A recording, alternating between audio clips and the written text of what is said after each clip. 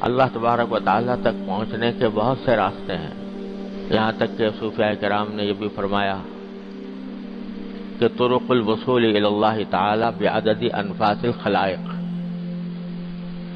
اللہ تعالیٰ تک پہنچنے کے اتنے راستے ہیں جتنے انسان مخلوقات جتنی سانس لیتی ہے، ان سانسوں کی تعداد جتنی ہے اتنی ہی اللہ تعالیٰ تک پہنچنے کے راستوں کی تعداد ہے۔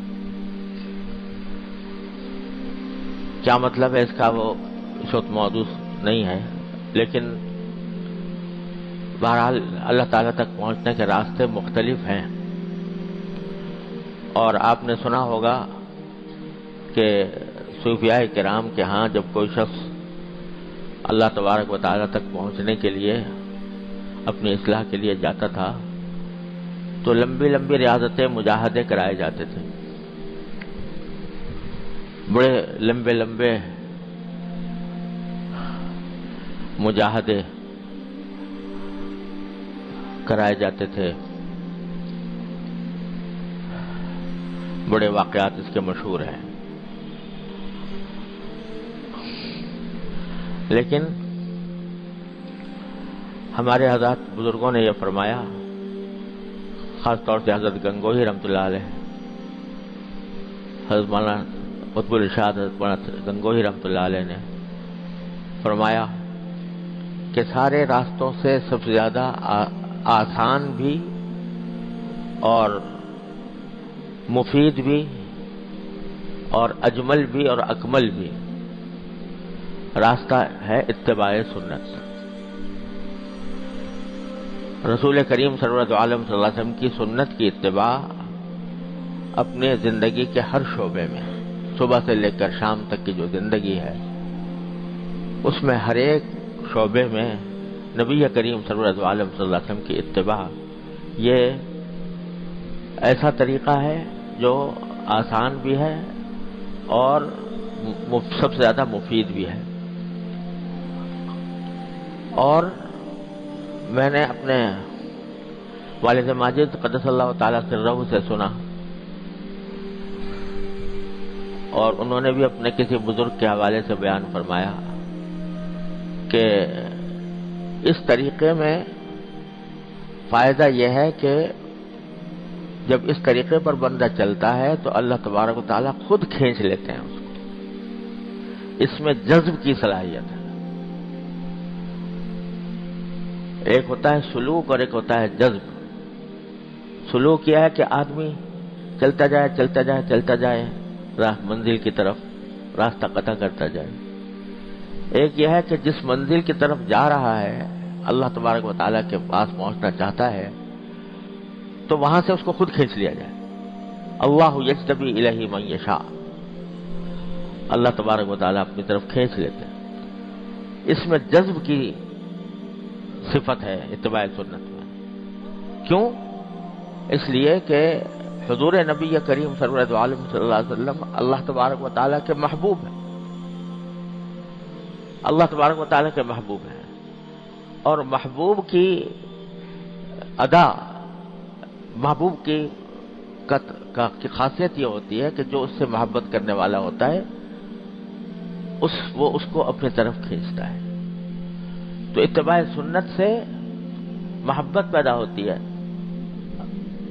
یحببکم اللہ، اللہ تبارک و تعالیٰ سے اگر محبت رکھتے ہو تو اتباع کرو نبی کریم صلی اللہ علیہ وسلم کی، تو یحببکم اللہ، اللہ تمہارے سے محبت کرے گا۔ تم کیا کرو گے محبت اللہ سے؟ اللہ تم سے محبت کرے گا۔ یحببکم اللہ، تو جب اللہ محبت کرے گا تو اپنے پاس نہیں بلائے گا۔ ہونا تو یہ ہو چاہیے کہ ہم محب ہوں وہ محبوب ہو، ہم محبت کرنے والے ہوں وہ محبوب ہو، لیکن اتباع سنت کے نتیجے میں وہ محب بن جاتے ہیں، ہم محبوب بن جاتے ہیں۔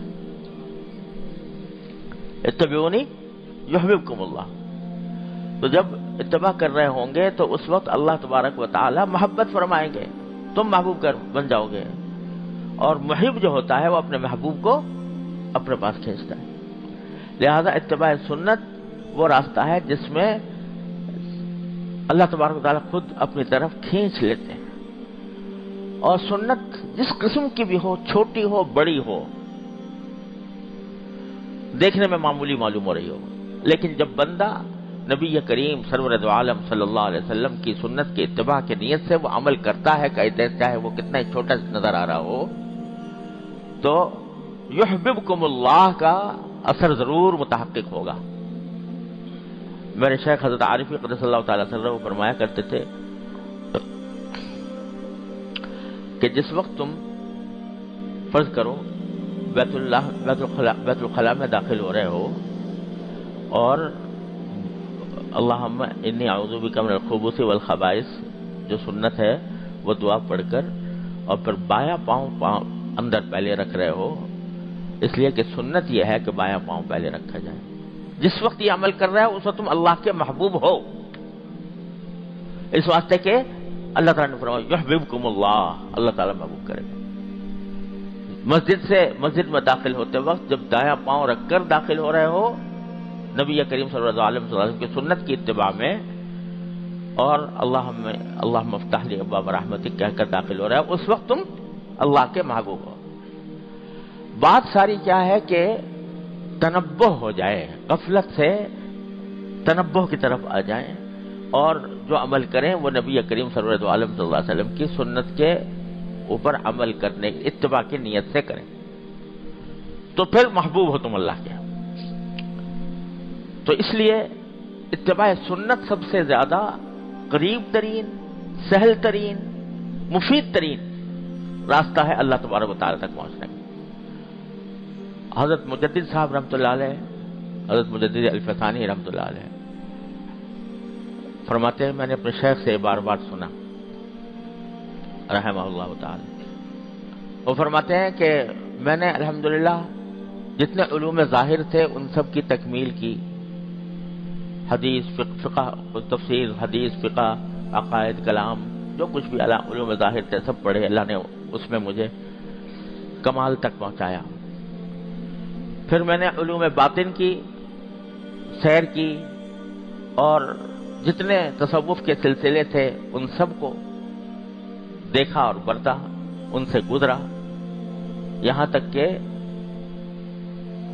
ایسی مقام پر پہنچا کہ لوگ اس کے سامنے کہوں، کوئی کہے گا کہ یہ زندیق ہو گیا، کوئی کہے گا کہ یہ ملحد ہو گیا، لیکن واقعہ یہ ہے کہ میں اس مقامات تک پہنچا، یہاں تک کہ ایک مرحلے پر مجھے یہ فرمایا انہوں نے کیونکہ خود مجھے نبی کریم سرور عالم صلی اللہ علیہ وسلم نے خلعت پہنایا.